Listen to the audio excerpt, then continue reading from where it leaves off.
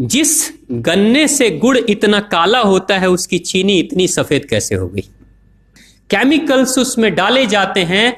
और मैं एक चीनी मिल के अधिकारी जो मैनेजर है, मैं उनकी बात आपको बता रहा हूं। उन्होंने कहा कि मुझे लगभग 12 साल हो गए चीनी मिल में काम करते हुए, और जब से मैंने काम करना शुरू कर दिया चीनी मिल में, तभी से मैंने घर में चीनी लाना ही बंद कर दिया।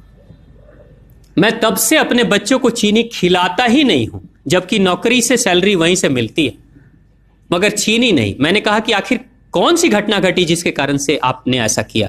तो उन्होंने बताया एक छोटी सी घटना कि चीनी मिल में जो ये पानी निकलता है ना, चीनी के बनने के बाद उस प्रोसेसिंग में जो पानी निकलता है, उस पानी में वो सारा केमिकल भी मिक्स रहता है, और उस पानी को चीनी मिल वाले लोग अक्सर एक टंकी में जमा करके रखते हैं।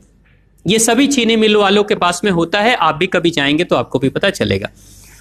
वो टंकी में वो पानी रखा जाता है, लेकिन रोज रोज प्रोसेसिंग हो रहा है, रोज चीनी बन रही है, रोज बहुत सारा पानी आ रहा है, तो आखिर कब तक? एक टंकी की क्षमता है ना, कितने दिनों तक वो टंकी खाली रहेगी? भर जाती है, भरेगी तो फिर क्या करेंगे? खाली करना है। तो क्या किया था चीनी मिल के लोगों ने? सोचा कि छोड़ो ना, अब कहां जाएंगे उसको फेंकने के लिए कहीं दूर, क्योंकि अब उतनी बड़ी टंकी जिसमें हजारों गैलन पानी है, उसके लिए ट्रांसपोर्ट में कितना खर्च आएगा, तो बेहतर होगा रात के अंधेरे में कहीं खेत में डाल देते हैं। क्योंकि जनरली फैक्ट्रियां तो होती हैं ऐसे ही बिराने में, तो कहीं डाल देते किसी खेत में, क्या पता चलेगा पानी है कि चीनी मिल का पानी है, क्या है। तो ये सोचकर मैनेजमेंट वाले लोगों ने रात में ही उस पानी को खेतों में छुड़वा दिया, और नतीजा ये हुआ कि उस खेत की सारी फसल जल गई, मिट्टी बंजर हो गई। और जब किसान पता करने लगा कि आखिर क्या हुआ मेरे खेत में, जब चेकअप कराया वो मिट्टी का, तो पता चला कि इसमें तो चीनी मिल का जो वेस्ट मटेरियल है वो डाला गया है। तब उसको खबर मिली कि हाँ, किसी स्टाफ ने बताया कि हाँ, हमारे चीनी मिल से ही पानी डाला गया था आपके खेत में, और पूरी मिट्टी बंजर हो गई। उसने केस कर दिया और चीनी मिल वाले को मुआवजा देना पड़ा लाखों रुपए। तभी से वो स्टाफ कहते हैं कि जो मिट्टी को बंजर कर दे वो इंसान के शरीर में जाए तो क्या करेगी। उसी के बाद से मैंने अपने घर में चीनी लाना बंद कर दिया। और सच्चाई है, लगभग अगर आप देखेंगे तो अंग्रेजों के आने के समय अंग्रेज पहला चीनी मिल इन्होंने भारत में ही लगाया था।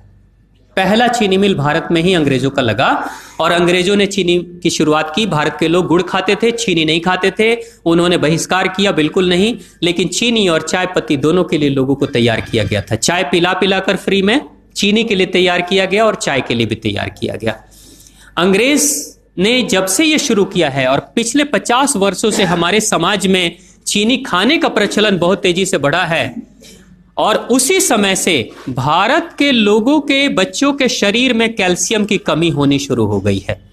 अगर कोई मां, अगर कोई बहन जो गर्भवती हो, गर्भकाल के दौरान अगर चीनी का सेवन अगर कोई बहन कर रही हो, तो चांसेस ज्यादा होते हैं गर्भपात होने के।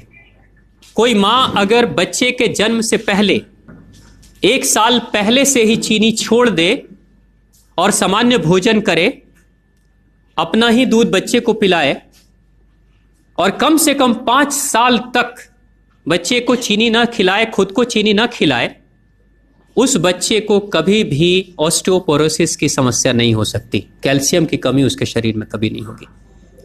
चीनी जब जाती है आपके शरीर में, तो बाहर जब निकलती है तो अकेले नहीं निकलती, कैल्शियम लेकर निकलती है। चीनी कैल्शियम लेकर निकलती है, हड्डियों को गलाकर निकलती है। और जिसके शरीर में कैल्शियम की कमी हो जाती है, उसके शरीर में मैग्नीशियम, पोटेशियम, आयरन सबकी कमी हो जाती है। कैल्शियम वो तत्व है कि जिसके शरीर में कम हो जाए, सारे तत्व कम हो जाएंगे, और कैल्शियम की कीमत पे चीनी हम खाते हैं। भारत, पाकिस्तान, बांग्लादेश, नेपाल, ऐसे कुछ देशों के अलावा दुनिया के बहुत सारे ऐसे राष्ट्र हैं जहां चीनी का इस्तेमाल ही नहीं होता। आज भी चीनी खाते नहीं, बहुत सारे देश नहीं खाते बिल्कुल। आप गुड़ खाया करिए, वो ज्यादा बेहतर है, चीनी को छोड़िए।